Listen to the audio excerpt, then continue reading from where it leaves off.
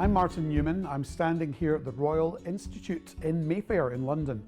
I've had the great privilege of presenting a keynote presentation on customer centricity and its importance as a key driver in long-term business sustainability. And I had the great privilege of doing this presentation for the MBA cohort, the MBA Symposium for Cass Business School, and also treading a stage, a theatre in the round as it's called, that's been walked on previously by great luminaries such as Faraday or Brian Cox giving his annual Christmas lecture. So very privileged to have been here today and had a lot of fun.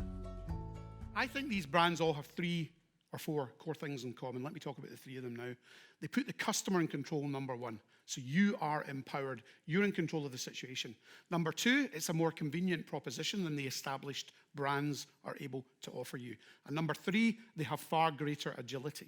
So when I talk to retail businesses or other consumer-facing businesses, all the time I hear about legacy. You know, we've got legacy technology, we've got legacy people, we've got legacy processes. And I accept that. But we've got to find ways of moving faster than we do at the moment.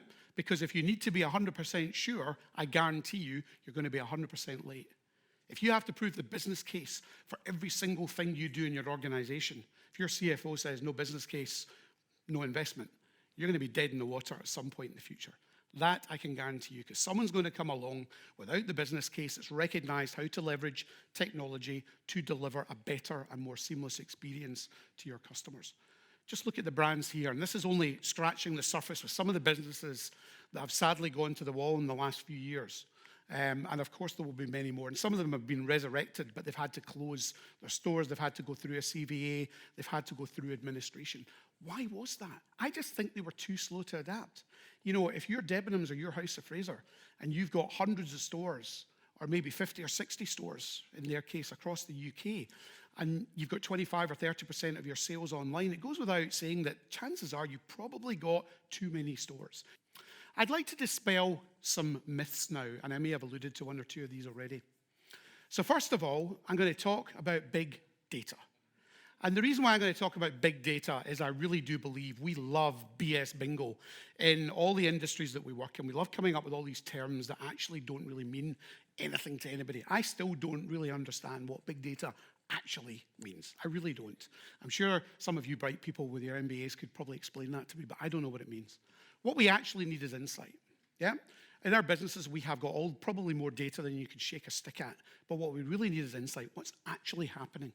And here's a brand called Dreams who sell beds, they sell mattresses, they sell bedding. And they're a fantastic business run by a friend of mine called Mike Logue, who is very, very 100% customer-focused, customer-centric. And when he came into the business, he said, I'm not interested in data, I'm looking for insight. I want to work out what the data's telling us, and I want to work out what customers are think about us.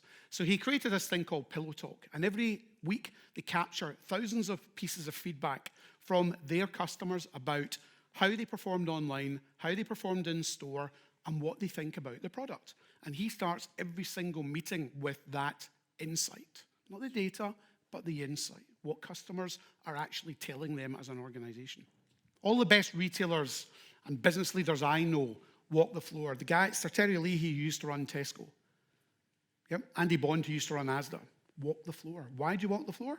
Because you talk to customers and you talk to colleagues. And these are the people that tell you what's really going on in the business. Customers will tell you what they don't like and what you haven't got that they'd like to see. Colleagues will tell you what's not working for them and what customers have an issue with. It's amazing, the insight that you can get. And when you consider that most businesses, and most of your businesses probably have a Pareto effect, yeah? 20% of your customers driving 80% of your sales. John Lewis, 73% of sales driven by 23% of customers. That's massive. If you knew that, well, wouldn't you really want to know who are those 23%? What do they look like? What's their demographic? What sort of behaviors do they display?